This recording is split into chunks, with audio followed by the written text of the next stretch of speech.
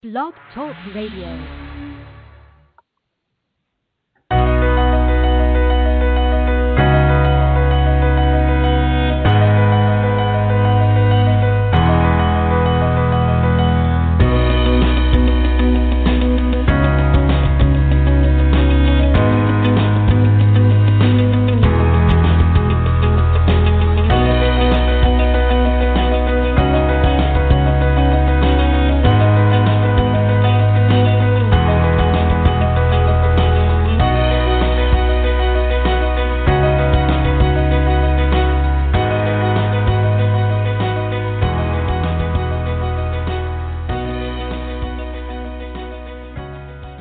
Opening music provided by bensound.com. Welcome, everyone, to today's Earth Energy Forecast Show on this Tuesday, February 25th, 2020.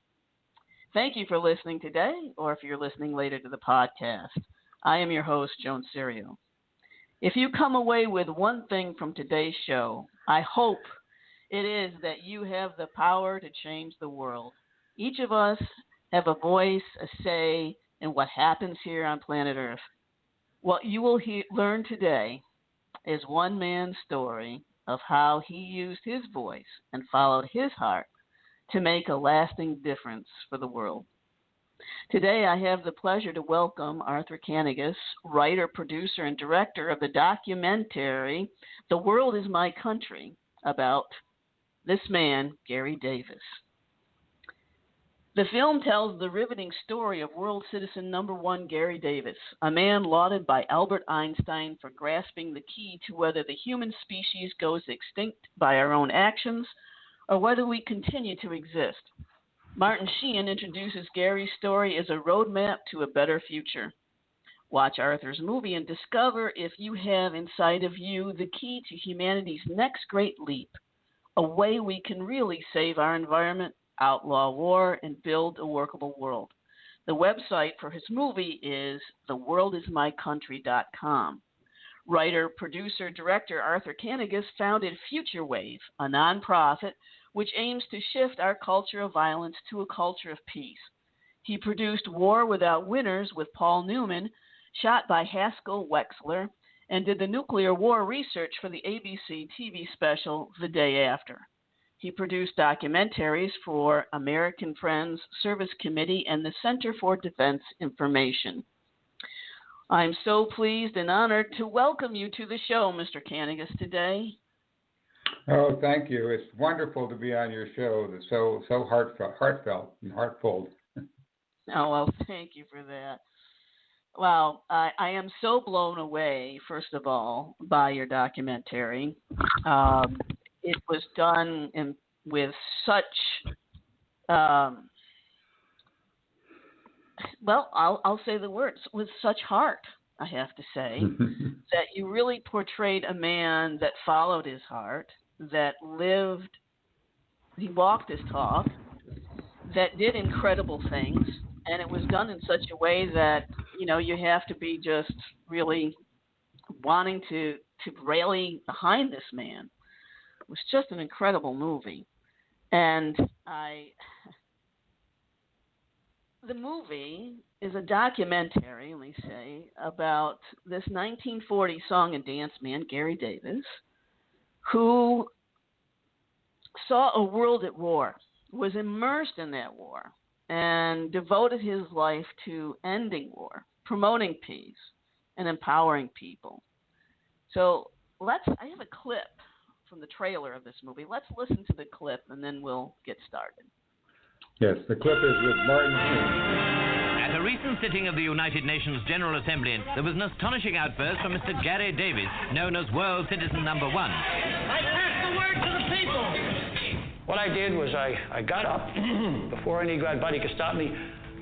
There were balcony railings there. I leaped over the balcony railings out to the front where everybody could see me, and I shouted, I interrupt. I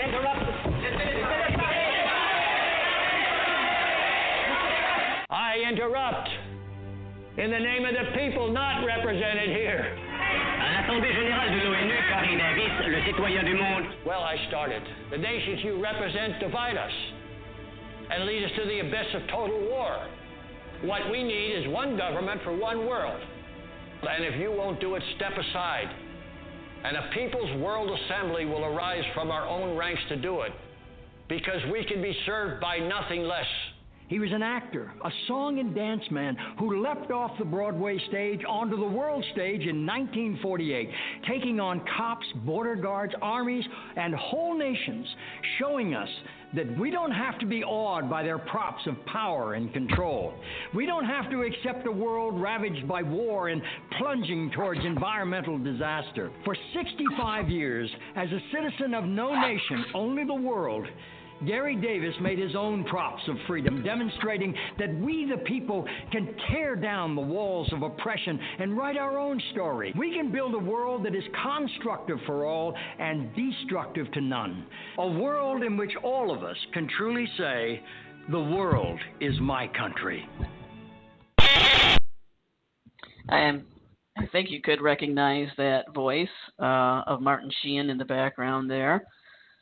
So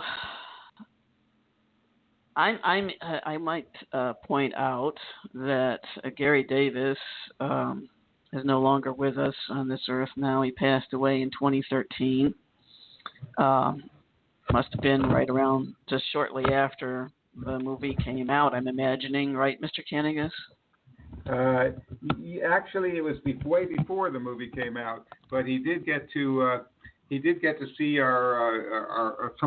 got to know the movie was happening and to see some of the early rough cuts, and so he knew that his life story would finally be told. Mm. So how did you meet Gary and become interested in making this documentary? Well, I've been on a lifelong quest for peace, and I had spent my whole life making films for peace, as you mentioned in your intro, doing films with the American Friends Service Committee to help stop the Vietnam War and to stop the nuclear arms race with the Center for Defense Information, and my film War Without Winners with Paul Newman. And so I had been on this quest, and I was fascinated with Gary Davis and his world passport, but I didn't know what a terrific story he had until I read his book, My Country is the World. And when I read that book, man, I was so blown away. I said, this is so cinematic, such an incredible, exciting journey, such an incredible hero's journey, riveting story that's got to be made into a movie. And of course, I had known Gary for many years just as the World Passport guy, but then I got to work really with him back in 2000, basically acquiring the rights to his story. First, I wanted to make a feature film about him because it was such a riveting story, and I wrote a screenplay about him that won awards in some film festivals, and I got really to one of the very top production companies in the country that was considering it, and they really loved the script. And I actually took Gary to meet them, actually Sony Pictures, and they were extremely interested in the story, except that once it was budgeted, it was like a $55 million film, a blockbuster-size budget for a story that wasn't well enough known. And so that's when I shifted to doing the documentary instead. And I'm so glad I did because, boy, it was just such an incredible journey with Gary, a healing journey for him, a riveting journey for me, and a journey into helping shape this incredible story for the world.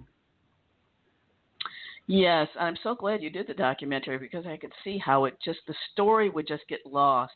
And I don't know that you could bring forth just the compassion and the emotion that you have for this man and what he went through. And it's just incredible.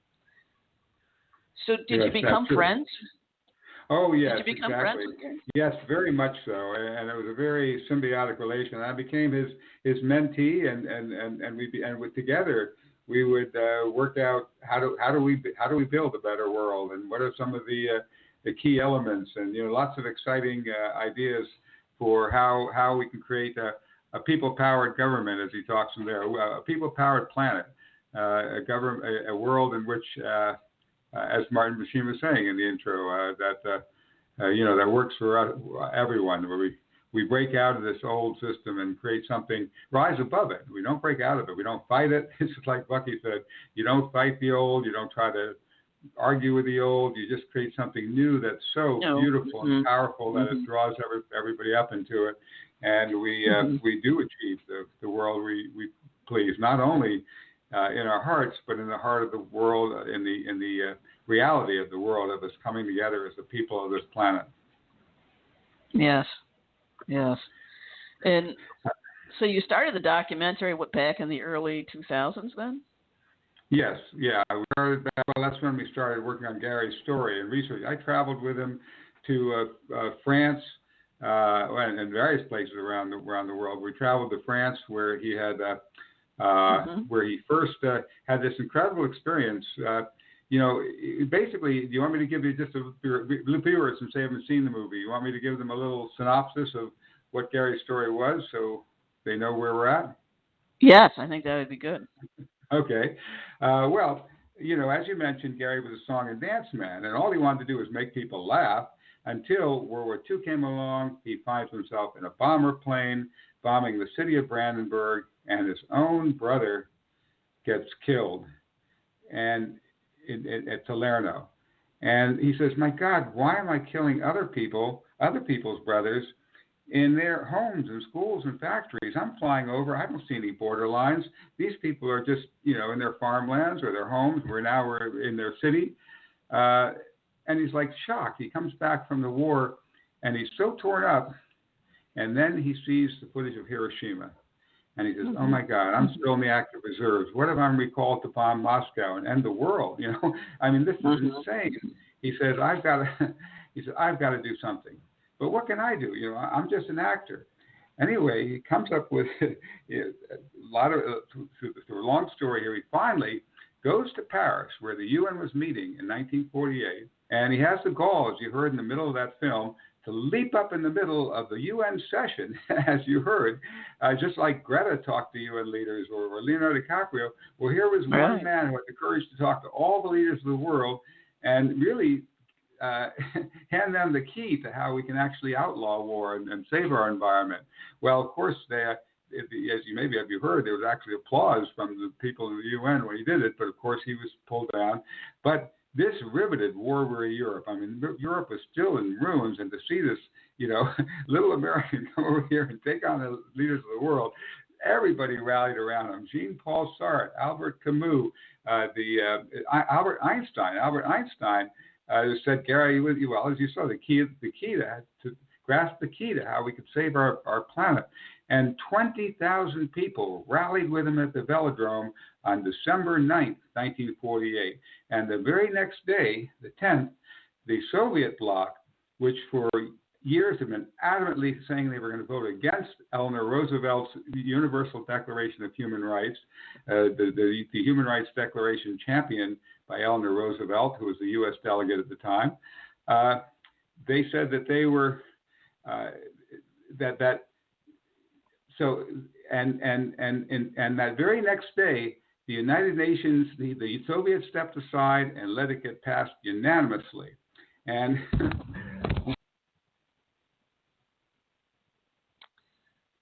okay, we unfortunately lost Mr. Kanegis. Hopefully we can get him back on fairly soon here.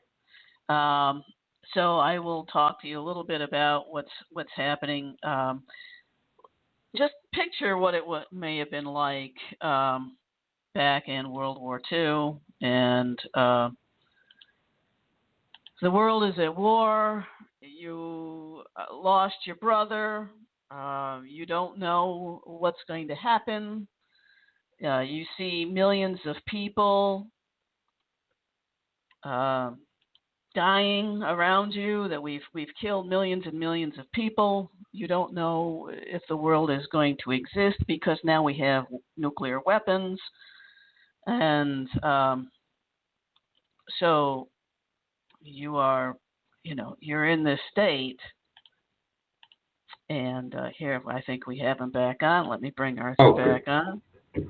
Yeah, Yeah, I think, yes, we have you back. I was just trying to paint the picture while you were gone of what the world was like back. Sorry about a little computer glitch here. Let me Mercury retrograde. That's okay. I've had it all on this Sorry show, about that.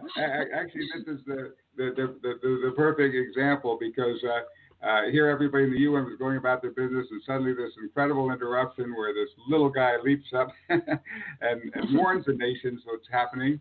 And he takes this startling action of getting 20,000 people rallying with him. And the very next day, the Soviets, who for 3 years had been adamantly opposing the Universal Declaration of Human Rights, decided to abstain and let it get passed unanimously.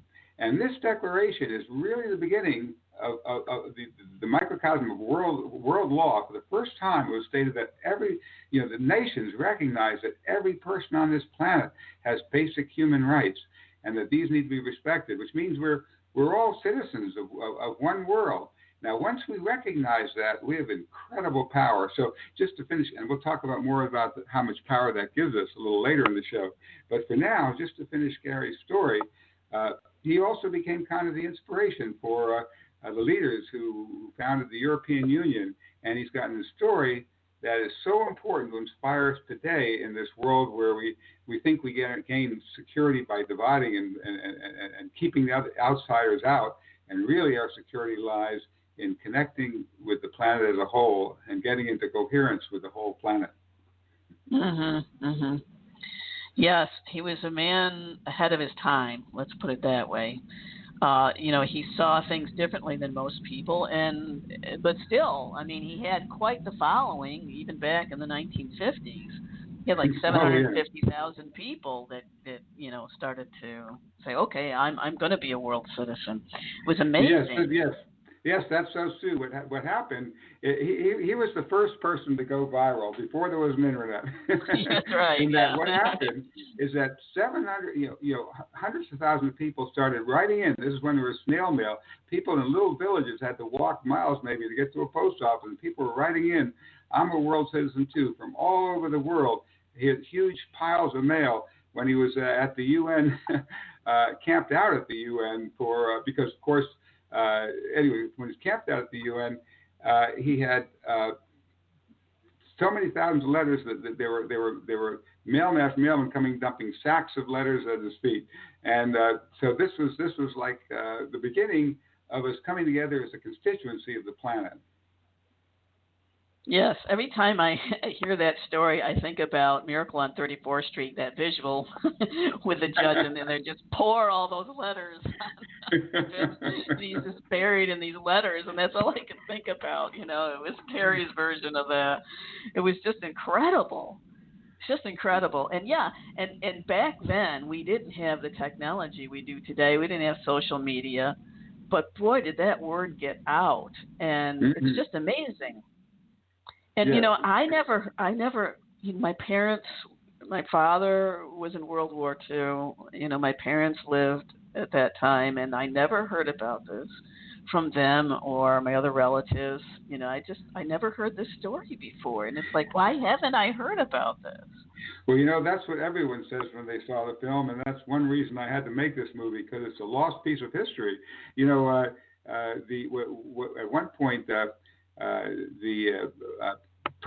director of HBO documentaries was so intrigued by our film that he invited me to come to New York, and he said, this guy was just incredible.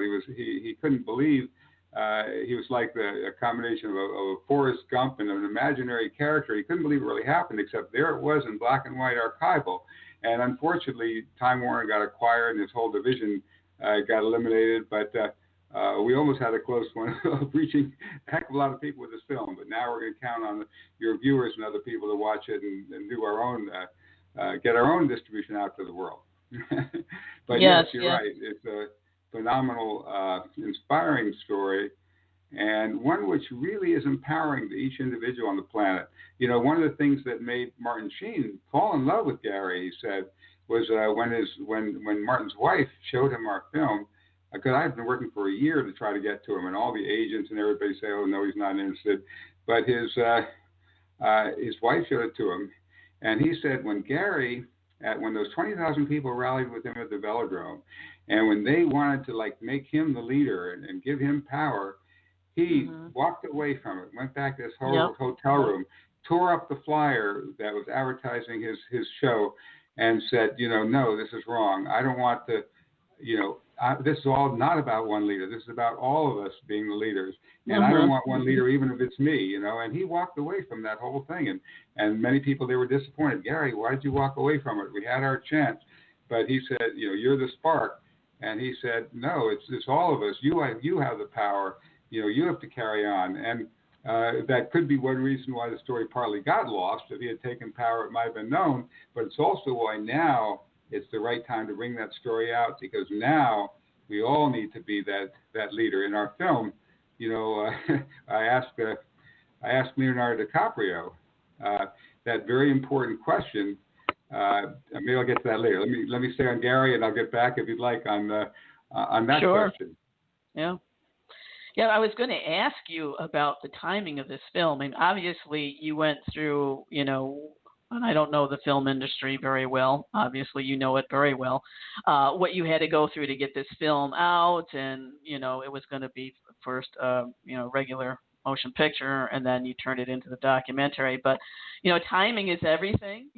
I'm just wondering if this was divine timing, or did you time it for this time in history? No, well, I think it is divine timing. What look like obstacles probably are divine timing to move it forward. No, it's incredible. At first when I tried to do this, and I don't have that many great connections. I work hard to get them, but just as an ordinary person, networking and connecting and contacting the people. But I'm not somebody naturally with any of these highfalutin connections. But what I did is I was able to reach a few key people. But what happened, I put proposals into everything, Sundance, documentary film, everyone. No one would fund this film. No one caught the vision. And basically it's mostly been a, self-funded, self-made effort, because it's the story is so unusual. It doesn't fit into any category. There's nothing anybody's ever done before. Are you going to be showing this at any film festivals?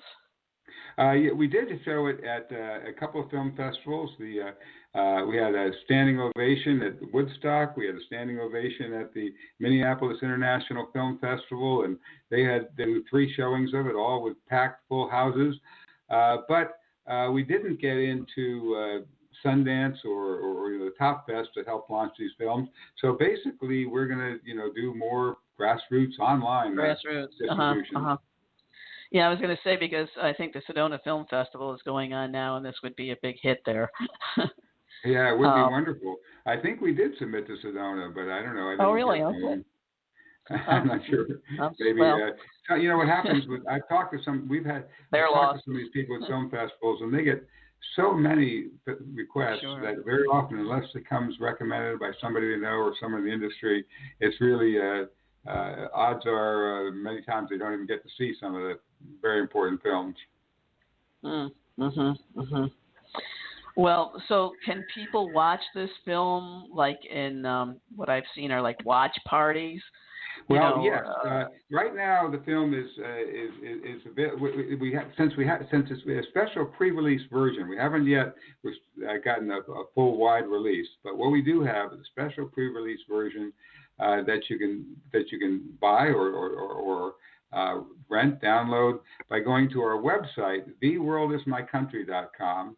That's just like the name of the story, and it's great because it's an affirmation. The world is my country, everybody.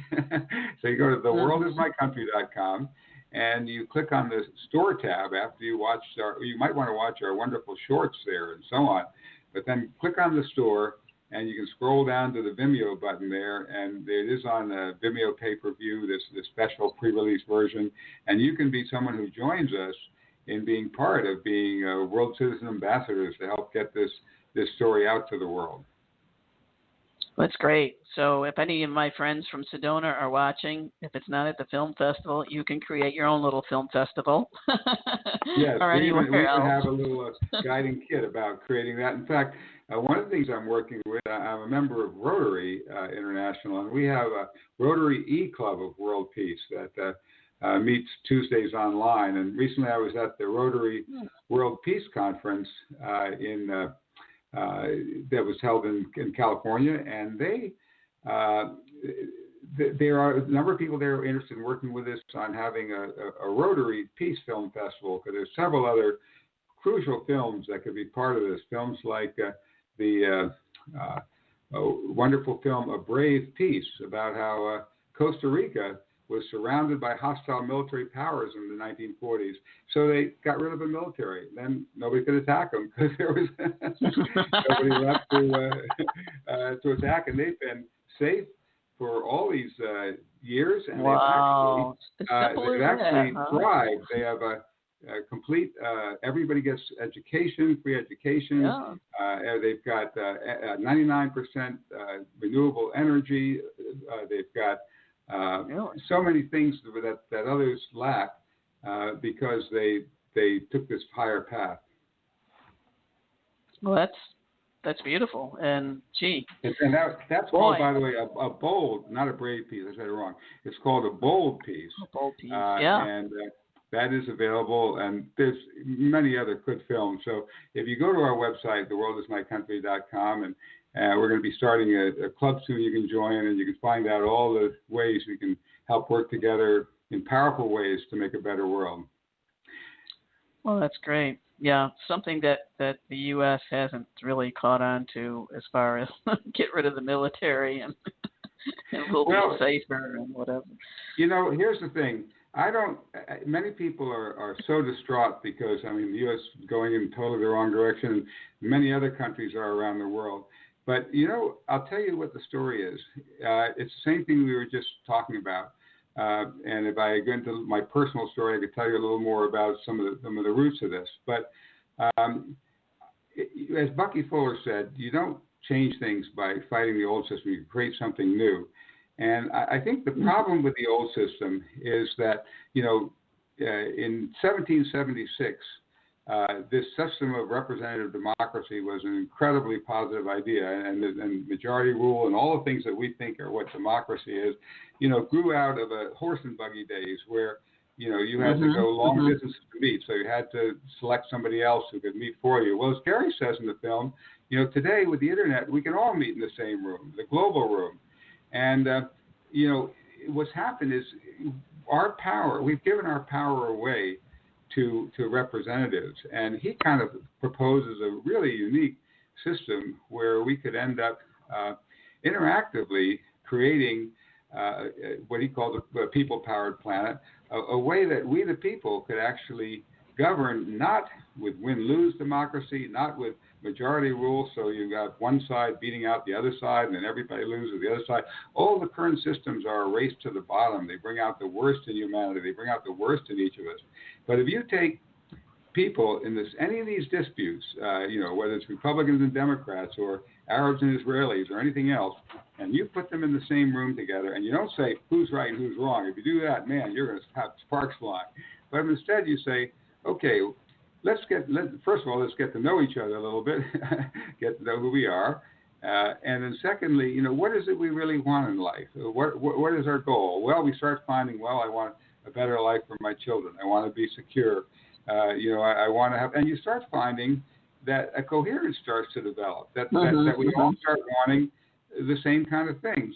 And there's some incredible movies also about, you know, Arabs and Israelis getting together who are war, or there's people who were formerly killing each other. There's a film, Beyond Right and Wrong, about people who killed members of the other's families coming to reconciliation and love between each other. It's just a phenomenal story. And, you know, what's dividing us is keeping us from the reality that we actually do have love for other people. You know, there's another wonderful film called Free Trip to Egypt. They took people, you know, at Trump rallies who were anti-Muslim, gave them a free trip to Egypt, and they said, well, gee, boy, you're such wonderful Muslims. I wish all Muslims were like you.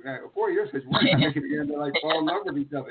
You're just some of the greatest people I've ever met. You know, you get to know people at that level. And so I think what's happened is it's this broken nation. This is what Gary helped teach me, was that it's this broken nation-state system that's dividing us. It was wonderful back in its day. It was a great step over tribalism. But now we have to take that next leap from up to being world citizens. We're citizens of our cities, of our states, of our nations. We have to add the top level. We don't, we keep the others. He thought nobody else should necessarily renounce their citizenship or anything like that. He said, keep all that, but add the top layer, world citizenship. Mm-hmm. Mm-hmm. And it seems like from what you're saying is that we have to have a change and a shift in the consciousness, in the thought patterns. Like you said, and like Einstein said, you can't solve the problem with the same mind that created it. We have to go to this other perspective of things, to put it one way, so we can see that there could be other ways of dealing with this. And like you said, this was made back in the 1700s, the Declaration of Independence and the Constitution and all of that. And, there was a level of consciousness then, but it has since shifted. I had Carl Kellerman on, and, I talked about the Mayan calendar, and that, shifted from like a planetary to a galactic perspective. We can finally see that we're more than just the Earth. Oh, we're part of a solar system. When you get this bigger picture of things, then there's more possibilities that pop up. Oh, we don't have to do war anymore. Oh, we don't have to govern, have this person rule and that person rule. So that's wonderful. He was a man ahead of his time. Yeah, and that's so true. But, Thomas Jefferson said that we need a revolution every 20 years. And, they didn't expect that to be the final be all and end all. They felt that was the beginning of an evolution and something changing and developing, and it has. But, Gary really, in a way, is the true patriot, because he did what these guys did. They were in separate states, Virginia and Maryland and so on, and they had their own currencies, and they had their border skirmishes, and an outlaw could escape over borders, and they're hard to get them. A lot of things we face between nations today. And they had the courage, when they came together, they were supposed to create this Continental Congress, which was going to be like what the UN is. We just all have representatives of different people, but it's not really a government. And that wasn't working. It was failing miserably. But then they said, let's constitute ourselves as a committee of the whole. And they took it upon themselves, this small group of men gathered in Philadelphia, to actually create the United States of America and a whole new constitution. Incredibly visionary guys. We're so grateful to them for what they did in that era. But now it's our chance to be the Thomas Jeffersons and the James Madisons of a new world, where we evolve a new system, not one that's win-lose democracy, but one that brings to the top the highest and best wisdom of each individual and helps amalgamate that into the highest and best wisdom of the whole planet. Yes. I remember in the film talking about what Thomas Jefferson wrote in the Declaration of Independence, and saying that, when the government becomes destructive, then it's time for the people. The people should have the power to rise up. And I'm just wondering, what would Gary say about what's happening today? Well, just to continue on your thought about Thomas Jefferson, what Gary did is he loved what the Declaration of Independence said, which it said, whenever these rights to life, liberty, and pursuit of happiness are infringed, it is the right of the people to overthrow the existing government and institute new government. But what Gary said is, wait a minute, at the global level, there's nothing to overthrow. There is no government at the global level. So there's nothing to overthrow, no violence, just a wide open, marvelous opportunity for we the people to create our own interactive governance of the planet, and to do it in inventive new ways using these incredibly interactive tools we have. I mean, look at all the tools we have for bringing to the top the best. Well, just a minor example, take a search engine like Google, and a few words you type in, and you get from all the information in the world, just the best key thing that is exactly what you're looking for. I mean, that would have been years of research for what you do in 1 second. And yet we take it for granted. Well, what if we had, something like that where, do you want me to tell you a little about his synergy system he was talking about? No, I'd love to. Yeah, I'd love to hear. Okay. What Gary proposed is, instead of win-lose democracy, what he calls integrity, a synergistic system with integrity. And what that is, and with the tensile strength and integrity, he modeled it after Buckminster Fuller's geodesic sphere. Now, if you take the old organization chart, here's the king on top, and under that, the council and whatever down to the bottom, and we have the president on top, and then the Congress, and then all the people underneath. You have all those rigid charts in every company and everything. We said, what if you change that into a geodesic sphere, like Bucky had, and you imagine, like say just take a company. Okay, here's a geodesic sphere. Well, in the area of administration, the president may be on top, but you rotate that field over to janitorial, and the janitor's on top of the world. Why? Because if the toilets were overflowing and polluted and not working, the whole place was shut down. You got to have toilets, so he's on top of the world for keeping that clean. Well, what if he didn't have any supplies and couldn't get toilet paper? So supply is on top of the world. So you rotate that ball around, and you start to find that in their own field, every single person is on top of that world, because that's that ball, that geodesic ball. Well, now we take that model and we get together small groups where we interact with a small group of people, and with that kind of a model, we start coming to, and we talk about issues. We put a question out.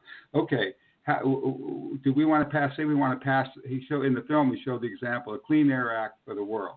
Okay, so people all over are talking about whether we approve this Clean Air Act. Well, yes, we all want clean water, we want clean air. So it's passed, and in these small groups, these small interactive hubs are part of a larger, kind of geodesic sphere of hubs, and it all comes up to the top, to where we're all coming together as a planet. Now, in the film, you see this scene. There's people interacting in a small group here, and they're seeing other people, like in these Zoom conferences we're doing, and they're coming to a decision passing this, and other people are, and other people. And finally, when we've got enough, the coherence of the whole planet together, where people have literally all not just voted, but come to a more than a vote. It's more than a consensus. Synergy is even more than a consensus, because it's not one side wins, one side loses, and which is win-lose democracy. It's not consensus, which is, okay, well, we come to agreement on what we'll do. It's part of that, but it's even more. It's like we come up with something even better than any of us thought of when we first came into the room. In the synergy of interaction, something even new and even more special happens. And so when we start creating this synergistic democracy, and by the way, it doesn't take any overthrow or any changing. It doesn't take convincing old governments. It doesn't do anything. It's basically an app you have on your phone. You say, okay, well, I'm going to see what's happening today in my, what Gary talks about, in our, he calls it, we said, instead of creating smart bombs, let's create SmartGov. So we look at our SmartGov app, and you see there, oh, well, today people are delivering this. Well, oh yeah, I'd like to get an interaction on that. Well, you don't go in and just vote on it. You go in and you tap on it, and you're seeing some people having a discussion. You're part of that discussion, and you're listening to them. You're learning and saying, well, what about this and that? And you're coming to a conclusion with that group, and that's interacting with another group. And you're coming to conclusions, and you're dealing with issues, and you're bringing it up to being a totally new way of virtual governance. It doesn't have to be, it doesn't have to have any military or army or anything. It enforces through the most incredible superpower in the world. So we each become our own sovereign. Well, here's what the superpower is. It's we're not. Well, see, Gary didn't believe in the sovereignty of each sovereign. We each go off in our own way. He said, I mean, yes, we are. We're each sovereign individuals, but the way society works is we give a piece of that sovereignty to a larger, higher body, because that's the way we can be safe and secure and interact with others. Well, that's how we have city government. That's how we have state government. We need all that. But what we do now is we give a piece of that sovereignty to the global level, and we interact and we create the sovereignty of the whole. The sovereignty of the whole. That's what Gary talked about. So it's like you've talked about on your website, where you talk about you talk about us coming together in heart math and coming into a coherence. It's really coming into kind of a coherence pattern. And so once we start creating that higher level of interaction, it has a great power. And then say we do pass, as you saw in the movie, this Clean Air Act of the world. We don't enforce it with guns and bombs. Say a company's polluting. What do? Well, and they're violating the Clean Air Act, and our interactive people's court of the world has given them a fair hearing, and they're not complying with the thing. So an injunction is put out against to stop, and they haven't done it. So now they become on the list of violators in our phone. We walk into a Costco or something, or any store, and we're scanning the products, and beep beep beep, this company is a world law violator, or this company is supplying a world law violator. I'm not going to buy this product. I'm going to buy that product, And then you go to a job site, and I'm going to apply for a job. Oh, beep beep, this company is because I added this app to my phone to check out any job site. I go, this one's a world law violator. I'm not going to apply to their company. I'm going to apply to this company. So pretty soon, these companies start finding they're losing their customers, they're losing their employees, and you know what happens next? You know what happens, Joan? What happens? The bad companies become the good companies. They become the champions of world law. They put out advertising slogans. We're the champions of world law. We're helping fund it. Look at all the wonderful things we're doing. And they start working with us. Because, in other words, companies are neither good nor bad. They're following where the money is. And the current money draws us in the downward path toward what's really leading to the extinction of our species. Now, all we need to do is set a new course for them. And they'll be our most fantastic savers. Like if you have a mad dog and he's, he can become a vicious dog who's going to destroy, or you give him a different path and he becomes your companion and protector. I mean, we just have to we have to train this dog to go in the right position, right direction, and it'll be our most. Then enterprise and companies are the most marvelous thing in the world because they're how we create something out of nothing. That's what the universe does. What's the Big Bang Theory? We created something out of nothing. Well, companies take an idea, a thought, and they bring things together, enterprises and entrepreneurs, and have mobilized forces. And out of that idea, we start creating real things in our world, these phones that we can hold that do these marvelous things and other things. So, there's an incredible value to enterprise and corporations. We just have to give them the right goal because we, the people, doing what every Constitution and the Universal Declaration of Human Rights says. It says, the will of the people shall be the basis of the power of nations. The will of the people. We haven't told them what their will is. There's no way that the whole world expresses their will. The UN has no place where people can express their will and press their thing. We have no tools to do it. So, how are they going to do our will if we have no way to express it? We've got to come together as a planet people, and we've got to create the will of humanity. And once we create that will, we don't need guns, bombs, or anything else. People are an incredibly inventive species, and we're going to find all the ways to do it. So, this current. So anyway, so this is the hope, and this is the joy that I get out of having the years of experience working with Gary, and I want to share that joy with all of you. Yes. So it's all based on transparency, so all of this information gets shared. So, they didn't make it this time. They violated this law, and then everyone knows about it, and then people make their decisions based on that. Well, and we have interactive tools and apps. It's all tools and apps that do it. I mean, you take, I mean, this new model that helps us so much, like on eBay and Amazon and stuff, you have ratings. Well, man, you take a look at those ratings. Now companies that used to screw you over, they're bending over backwards to give you what you want. They want to keep a high rating. Yeah. Well, and who does those ratings? We the people. People create ratings. Some people try to fake them, and there's fake spot to catch those. But in real, we all start interactively doing it. When we start interactively expressing what we want and what we need, we have incredible power. This global governance idea that Gary's talking about is already happening. We just don't think of it as governance. We are beginning to come together as a planet of we the people having power. We are beginning to connect, but we haven't made that little click in our minds between being the governed and being the governors of a small planet. Why? Because we don't have a story that tells us that. That's why we got to get out Gary's story or like it. Stories of Joseph Campbell said that the action of any behavior is more determined by its story than and its myths than by anything else. And we have to create a new myth, a new story, a new vision. Without vision, the people perish. With vision, we're going to thrive. We have to create a new vision of how we as people come together as humanity. And that's my mission on the world and the world is to help create a new, inspiring, positive vision that will help draw us into the world we choose. So when Gary was talking about this world law is different than what we hear today about the one world order, correct? Oh, yes, Gary says in the film, he specifically says, does world government scare you? Well, it does me if it's the same old forces of power and money controlling the world from behind closed doors, the New World Order. He specifically says that. He says, but what he's talking about is the only solution. Actually, that New World Order is already happening. Already in some of these trade agreements, they can punish nations for passing environmental laws. They can punish, fight people who and destroy people who are environmentalists trying to make a better planet. I mean, we see it happening all over, and that's this. Okay, let me tell you why that is. Originally, when corporations were first created in Thomas Jefferson's day, they were under they would get a 20-year charter, and it was to serve a particular public good, like to build a railroad. And if they failed to do it, if they failed to serve the public interest, their charter could be pulled. And at the end of the 20 years, it would expire anyway. So they had a specific purpose.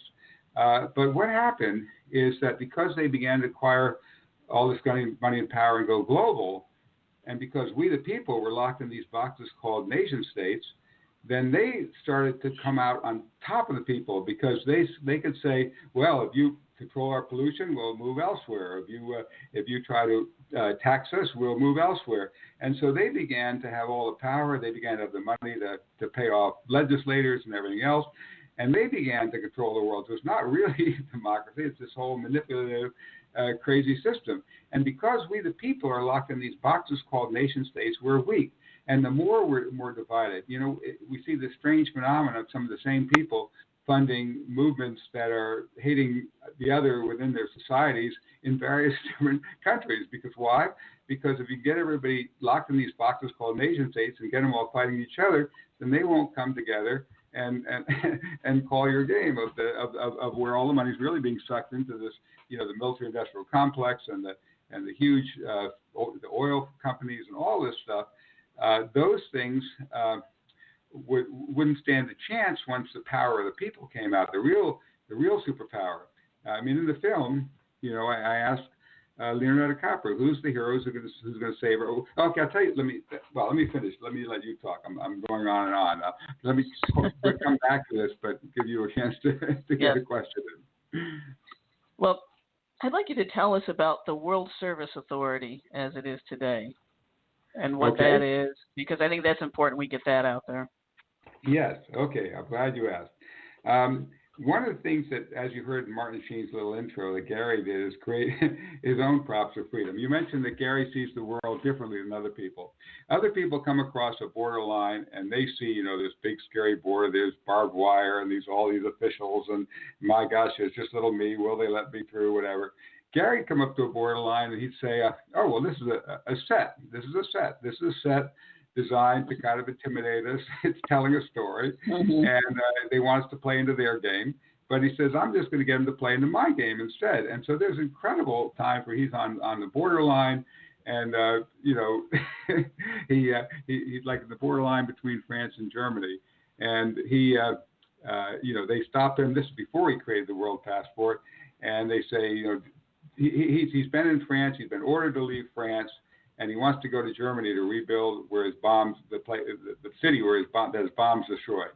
And France looks at his, refused to issue his orders to leave France and said, good, you can leave. And then he turns to the official on the German border and says, can I permission to enter? Where's your passport? Where's your?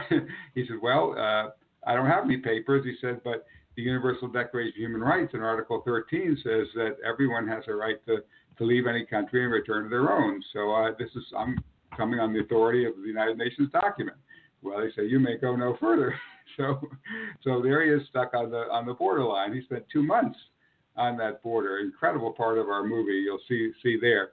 But anyway, out of that, Gary began to realize, he went through like 43 jails, having no papers, which he loved. He didn't mind going to jail at all.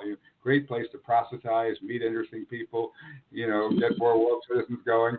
But anyway, he endured some pretty bad prisons, but he was an amazing guy. But anyway, he ended up realizing that it says in the Universal Declaration of Human Rights that it is to be enforced and carried out by every individual and every organ of society. Everyone is supposed to be enforcing this. He said, well, okay, so then let me go ahead and step in there. I'm going to start creating, he set up this World Service Authority and start issuing world passports under the mandate of the Universal Declaration of Human Rights. Well, he began to issue these, world birth certificates, world marriage licenses, all based on clauses. Everywhere there was a clause in the Universal Declaration of Human Rights that gave us a right, he issued the appropriate documents for this clause that were under that UN mandate. And incredibly, nations around the world began to stamp these. You see in the movie, you see Gary crossing the border into Germany with his world passport. And if you go to the website, the World Service Authority. Actually, if you go to our website, go to theworldismycountry.com and click on the passport page, and that'll take you down into the World Service Authority site. And on their site, if you go to the visa page, you can see visas from about 183, almost all of the world's nations. Of 100, about 89 in the world, is that what it is? Anyway, 186, 189, over 180 of them have stamped this passport at one time or another, but not consistently. And many people, as we show in our film, like Yassine Bey, the Mos Def, famous, he was detained for using his world passport, as have many other people have been. It's not an easy travel document, but it is a symbol of our connection to the planet as a whole, and people can go to the World Service Authority website, via our site there, and they can sign up to get as world citizens and have a new identity, identify themselves as citizens of our one planet. And they don't have to give up their current citizenship to do this? Oh, of course not. As Gary said, he believed in concentric citizenship. He personally gave up his own citizenship so he could make a kind of a model of himself. So that he was a song and dance man on Broadway, and he knew something about publicity. He knew he'd get more attention that way, and he could actually also, he could make his point. And he wanted to prove that one person could live outside the nation-state system and survive, and he did. He had 65 years of his life. He was a citizen of no nation, only the whole planet. But he said, I don't recommend that to anybody else. It was a pretty tough life. I just wanted to show it could be done now. All you Jews have to do is add the top layer. Yeah. When I was on the road for a while, people would say, where are you from? I said, I'm a child of the earth. Exactly. Well, you were, that's what happens. People see our movie and they say, oh my God, that's how I've always felt. Why hasn't anybody said that? Uh-huh. We want to say it and help it and be the beacon, the lightning rod that helps get us all to see ourselves as citizens of one world. Yes, and I noticed that Barbara Marx Hubbard was a global citizen. So we have some, well-known people, even spiritual people that have joined ranks. You'll see her in the film. You'll see Gary personally presenting her with a world passport, and a very kind of interesting scene of her accepting the world passport and saying, "Where shall I go?" And the footage then takes us out around her wheel of co-creation, zooming off into the stars and into our next interview, which is with Gene Roddenberry, whose father started the whole Star Trek series, right. And then you'll see Deepak Chopra and Joan Baez. He personally gave, passports to Joan Baez and Nobel Prize winners, and so many, like an amazing story, like the first when Lithuania, which was the first state to break free of the Soviet Union, 2 weeks after they declared their independence, Gary presented Landsbergis, who was the leader of the singing revolution, this incredible, this incredible Soviet empire power, impenetrable to cause massive, destruction, was brought down mainly by the beginning of a singing revolution, where people were anyway led by him. Anyway, Gary gave him this world passport, and when I went back to Lithuania, I met again with him, and he said, "Oh, I'm so glad you brought me my updated world passport. The old had expired." And he said, when I became head of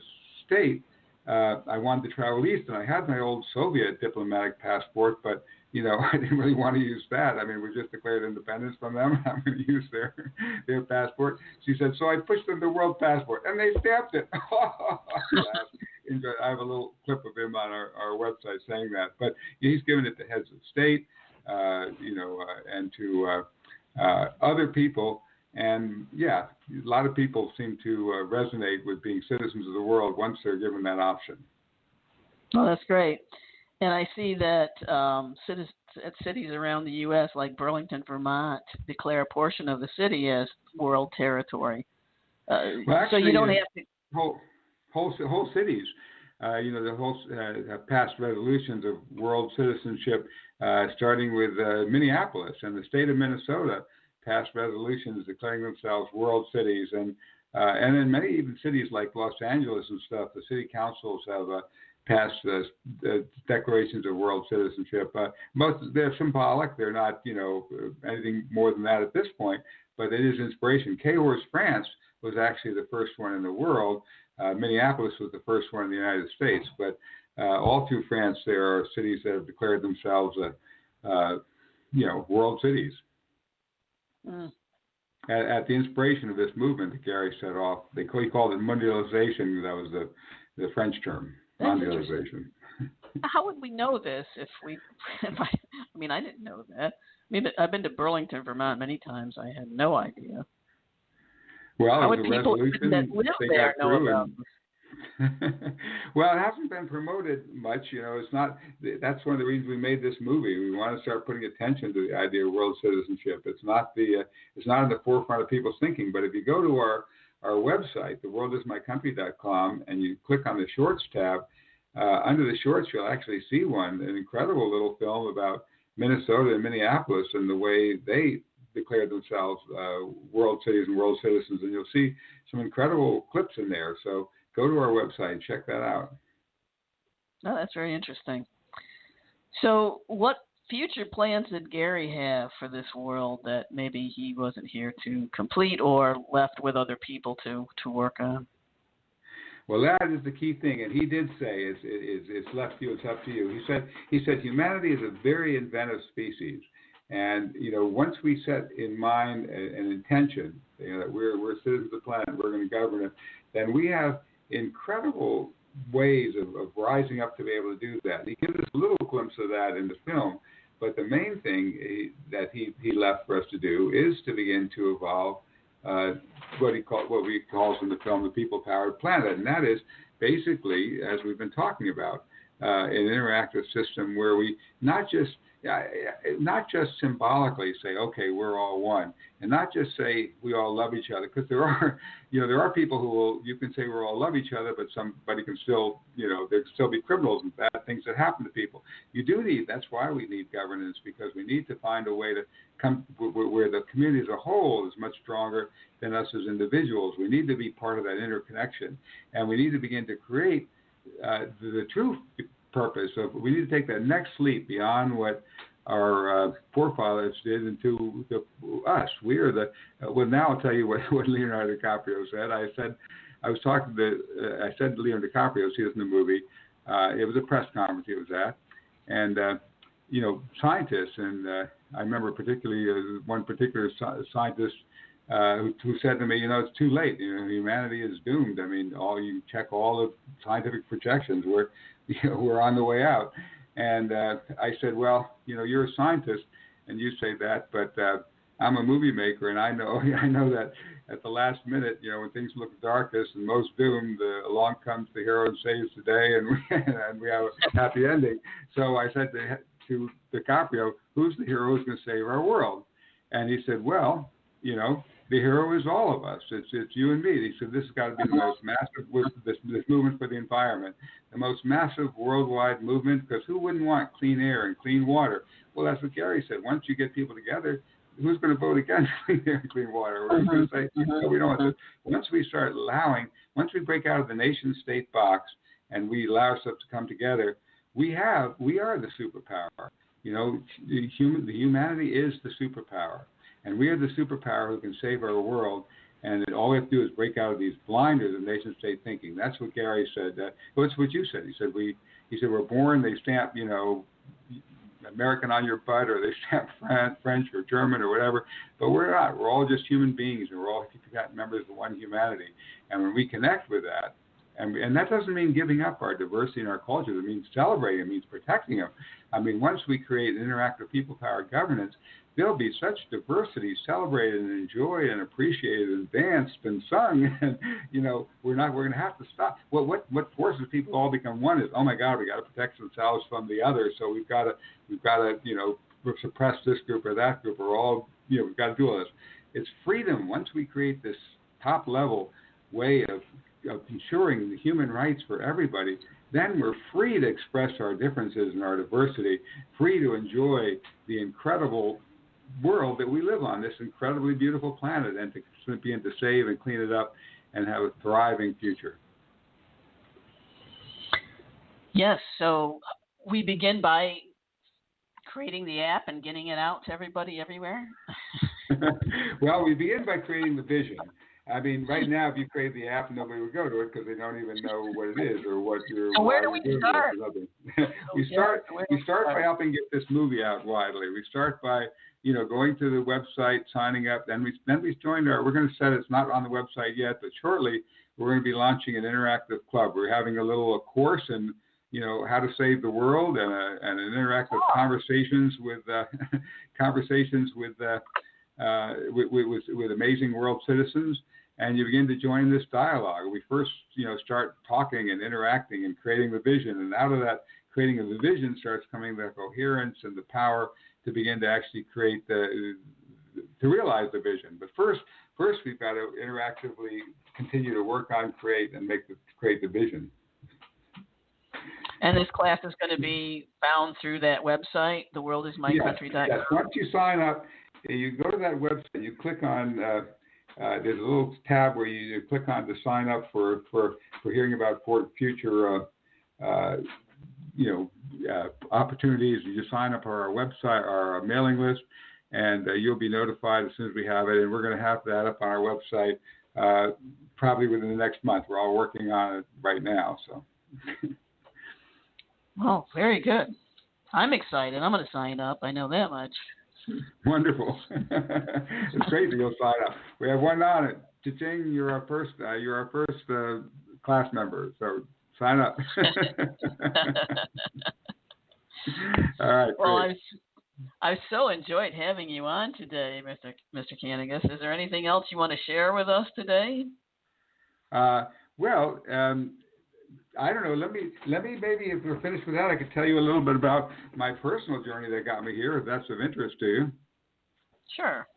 How close are we to the hour? We're a little bit past the hour, but we still have some time. Oh, well, it's fine with me. You're welcome to wrap it up. We're actually at a good wrapping point. Maybe we save that for another call if you'd like.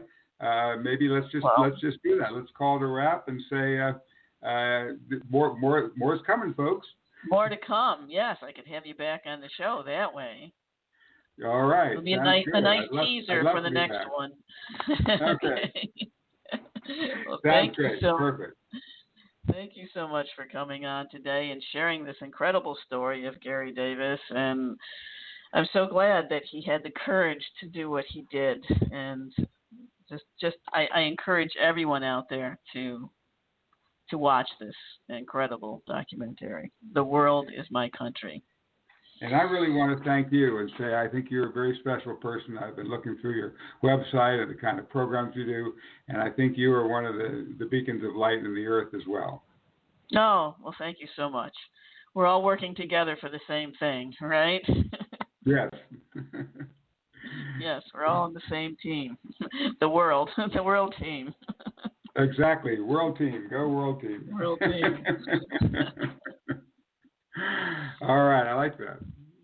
Maybe maybe we'll call it that, the World Team. The World Team. I'm on the World Team. We'll get T-shirts. Great. All right. Cool. I love it. Okay. Well, thank you so much for tuning in today. I so appreciate you every week. And next week, we're going to have our resident astrologer, Jude Valentine, back on to talk to us about the astrology of March and whatever else is coming up in the energy next month. It's hard to believe that we're in the third month almost of this year, 2020. Hang in there. It's been a ride. Love you all. Take care, everybody.